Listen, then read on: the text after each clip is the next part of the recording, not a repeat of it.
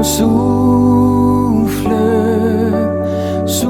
Bien-aimés chers frères et sœurs en Christ, bonjour et bienvenue à cette édition de l'Instant Biblique, programme de l'Église protestante unie de la Somme. Je suis Patrice, le pasteur, et je voudrais partager avec vous deux versets du livre d'Ézéchiel. En son chapitre 18, ce sont les versets 31 et 32 que je vais lire pour nous. Rejetez loin de vous toutes les transgressions par lesquelles vous avez péché. Faites-vous un cœur nouveau et un esprit nouveau. Pourquoi mourriez-vous, maison d'Israël? Car je ne désire pas la mort de celui qui meurt, dit le Seigneur l'Éternel. Convertissez-vous donc et vivez. Cette parole, chers frères et sœurs, beaucoup de gens parmi vous la connaissent. Nous voici en plein milieu de deux fêtes. La fête de Noël est passée, celle de Nouvel An arrive. C'est généralement la période pendant laquelle chacun de nous essaye d'agresser ses vœux à ses connaissances, à ses amis, les vœux de bonheur, de santé, de prospérité.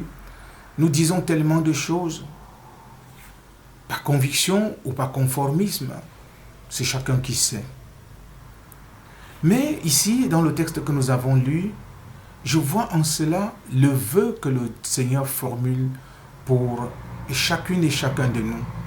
Je ne désire pas que celui qui meurt, meure. Je désire qu'il se convertisse et qu'il vive. Voilà le vœu que le Seigneur formule pour nous, pour toi, pour moi. En cette fin d'année et lorsque nous allons entrer dans cette nouvelle année, l'Éternel ne désire pas que quelqu'un meure. Cela montre l'immensité de son amour pour nous. Cela montre aussi que malgré tout ce que nous sommes, il déploie tout ce qu'il a, tout son amour. Il déploie sa main pour nous saisir afin que nous nous repentions et que nous vivions. Le Seigneur veut pour nous la vie, la vraie vie. Lorsqu'il dit qu'il ne désire pas que le pécheur meure, il ne s'agit pas simplement de la mort physique, puisque la mort physique, chacun de nous passera par là. Mais il s'agit bel et bien de la mort éternelle, qui est cette sorte de coupure, de cassure d'avec lui, le maître de nos vies. Voilà le vœu que le Seigneur formule pour nous. Alors, es-tu prêt à entrer dans ce vœu de Dieu pour toi?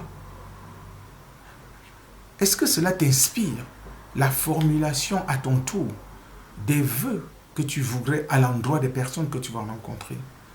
Qu'est-ce que tu vas leur dire? Et jusqu'où es-tu prêt à prier pour que ce que tu demandes pour toutes ces personnes ait un impact réel dans leur vie? Le Seigneur nous invite à la vie, à la vraie vie. Être en lui, être joyeux en lui, n'est pas à confondre avec tout le confort matériel auquel chacun de nous légitimement aspire. Mais sachons que il y a un confort essentiel, c'est celui de notre âme.